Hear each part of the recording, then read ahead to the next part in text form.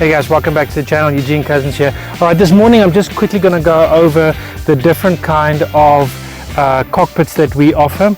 We've got a new supplier with Desert Fox, or at least I have a new supplier with Desert Fox, and they offer a 3-liter, a 6-liter and a 20-liter option. Now normally these options or these pods are made for as fuel bladders for enduro motorcycling, and basically all that I've done is that I've gone through a process of putting Velcro on top so you could attach your phone and your radio and any other accessory that you might need onto the cockpit. You've got a zip, and so on the zipper on the side, and inside that we take the fuel bladder out and make a little cargo cockpit out of it that you could transport some items, and the amount of items that you want to transport obviously is determined by the size of bag that you're going to get.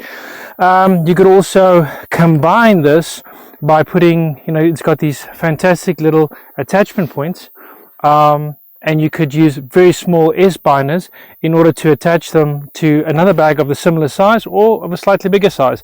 So why would you do something like that? Is if you, for example, want a 6-liter or 3-liter fuel bladder at the bottom, or a 6-liter fuel bladder or a 20-liter fuel bladder, but you want a cockpit to be separate of that. So let me show you guys. This is my fly camping cockpit. I've got a 3-liter on top of a 20-liter, and the basic premise of that is all my fly camping gear goes into the 20-liter cockpit, and then I've got the 3-liter on top that I put water, for example, in.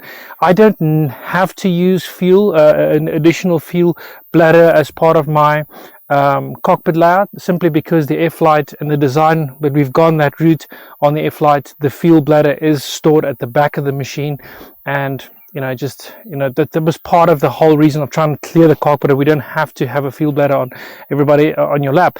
But there are a lot of pilots and a lot of manufacturers that don't have that advantage, and therefore having something that is adaptable to be used for both fuel or cargo in a cockpit is really cool. So have a look at this. It opens up with a zipper. This is not standard, obviously, like I mentioned. There's the fuel bladder inside. You can take this out. It's fully removable, and so that's why I say it's cargo or fuel. Now you could choose to, let's say, for example, put 5 liters of fuel in here and the rest is cargo related, and that would be just fine. These bladders are fantastic quality. They are high durability, and I don't think that you're going to be getting a fuel leak. Also, the advantage is that the fuel cap leads to the bottom of your lap, and so the fuel line is clear and away from the rest of your kit. So the fuel bladder being at the bottom and your camping gear being at the top. All right, so what else is important about this? Why would I buy a 3-liter? Now, you can have 3-liter of fuel, or you could just use it for a transport of gear. I, for example, have a Perspex plate at the exact dimensions of the bag inside, so I can mount my camera. I always have a problem with soft bags or soft cockpits to stabilize the camera, so keep that in mind. I have had some questions about what I use as a platform to rig my camera, and this is how I do it. I just use where the fuel bladder used to go in. I attach the camera point. Now, the reason why I went over to this supplier, why I was interested in doing this, was not purely because of it being a good cockpit. It was done because of some of the problems that I saw in the Speedrun Cup 6, where I irritated the hell out of myself by having the old style cockpit, the Nirvana style cockpit. And basically, as I was moving my wing from after landing to folding it out, those little unsheathed lines was catching on everything. Everything was being caught on those lines, and I was swearing like a sailor, and it just didn't work for me. So basically what I do now is this gets folded to the top. It hooks into S-binders. I'm going to do a short takeoff. You guys can see how this works. And so you've got a clean surface here for takeoff, high in center of gravity, so your legs are clear for takeoff. It's going to be less of an irritation. All of your devices are protected by your body. And the Velcro is, obviously industrial Velcro is important. That's why it gets stitched in. So this is clear, and once you're airborne, you just undo them from the S-binders, and it flips down and just becomes a normal cockpit at an angle you want it at an angle, so it doesn't blow it up if it doesn't carry any weight, if it's empty. Options, if you had something like a 6-liter, for a lot of guys, they're going to go for the 6-liter option simply because of that extra bit of fuel that they could pack. 3 liters might not be enough to extend your range all that much, so 6 liters is quite good. And 20 liters, really, that is, well, it's not something that you're going to be using on a daily basis. This is not the cockpit that you buy for flying for day to day, but it is something that you have in your cupboard that is going to work from time to time when you book a adventure like the Icarus or the Wingman Challenge or not even the Speedrun Cup. We don't use that much fuel in the Speedrun Cup, but fly camping, most definitely this is the way you want to go. Let me just give you guys a comparable size and why this is a really cool size for me. Cockpit, I was going to give you a comparison. So this is the Scout bag, a very cool bag that is accessible on online orders. And so it's got a flap that's got your phone and radio in, closes up there. It's got a divider inside between the fuel, a potential fuel bladder, although you do not get a fuel bladder with this purchase. You could have them separated inside, and it's size-wise, it's about half the size, I would say, in volumetrics. So I guess for the type of adventures that you plan, that's going to be, your choice is going to be important. Now, this 20-liter can fold up for takeoff, so it's like this. I'm going to be doing my actual setup, fully kitted, 6.5 kilos extra. Not a lot, my kit's not that heavy. So it clips in with big S binders at the top, and is clipped in at the bottom as well. So basically after takeoff, I just release these, they drop down. Basically, you've got the cockpit sitting on your lap. All right. What is very important is the following. Some extras that have made quite a difference in flying for me has been the sourcing of valves. So you need a cut or valve. If you're not using your bladder, then you need to be able to disconnect a valve that will stop any air from entering the fuel tank. And secondly, you need a device that will go into your fuel tank. You do not want to have any connection that goes into your main fuel tank. That's what happened to me on a Speedrun Cup 6. It was a connection that tied in with the main fuel line. I opened up the fuel bladder, air rushed in, and I wasn't able to prime that out. The engine died on me, and I lost the race because of just experimentation on new gear. It just didn't work out, and obviously I'm the wiser for it. Here is the connection, the fuel connector now milled by Nirvana. It's actually not a brand new part, something that they've had in stock, but just it's only, not a lot of people order them because these things don't fail. So it comes out in new machines, but very, very cool device to order from Nirvana. And basically you drill a hole in your tank and I'll put some images over this and show you what I've done in my tank. And basically you can have a separate inlet for fuel to flow from your fuel bladder all the way to your fuel tank, and the same device you will be adding to a fuel cap like that. This is quite tight, nice and tight, doesn't leak, very reliable, and I've got the valve at the other end. As this thing screws into my fuel bladder, I've got a filter, so I double filter my fuel, because if it's entering the tank, there's a filter inside the tank with the Nirvana. Not all the machines are like that, but basically I double filter my fuel because dirty fuel is something that is really big problem where I come from. So adapting your fuel cap is really important. And then you could have a primer, a boat primer, the tiny boat primer. I say tiny, these are quite big, but you actually get them bigger for boats.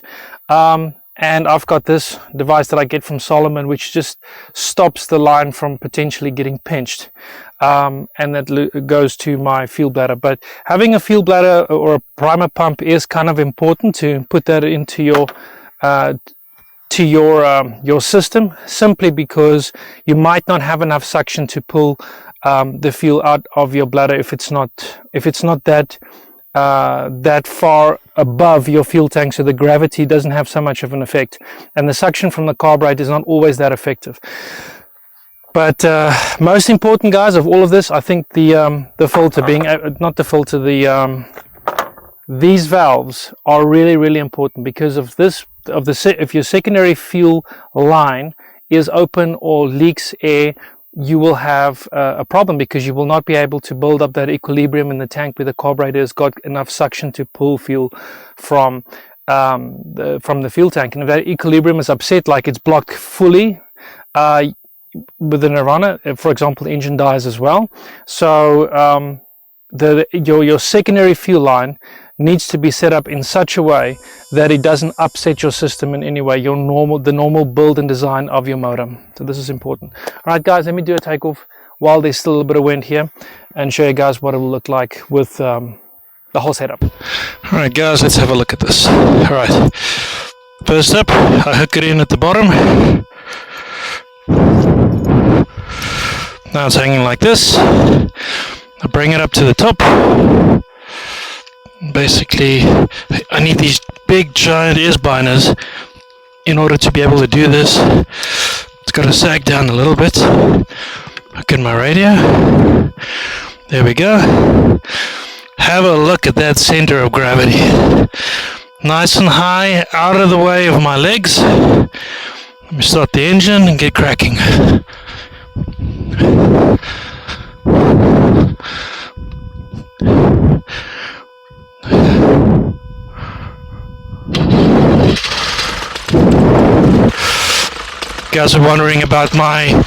Some guys are wondering about my sequence of starting my engine.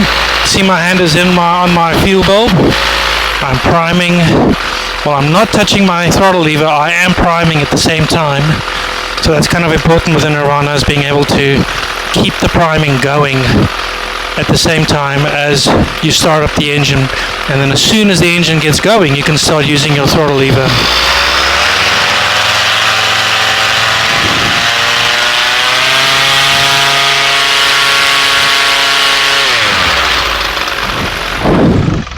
Once the carburetor kicks in, or the high setting on your carburetor kicks in, you no longer need your hand on the primer bulb.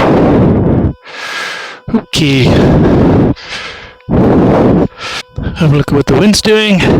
Looks good. Feet's clean.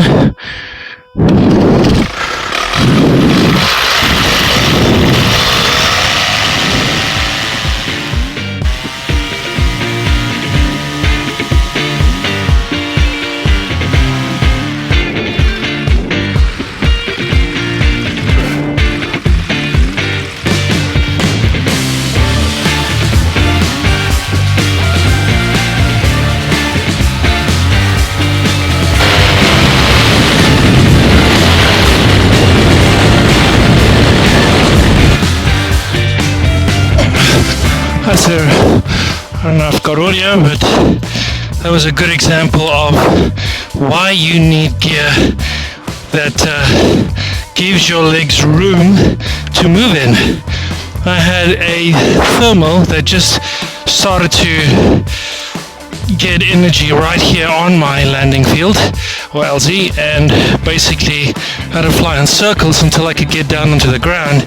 In order for me to do a spot landing at the camera, I needed to thump my ass down right here, and if this was all over the show, I might have lost my footing.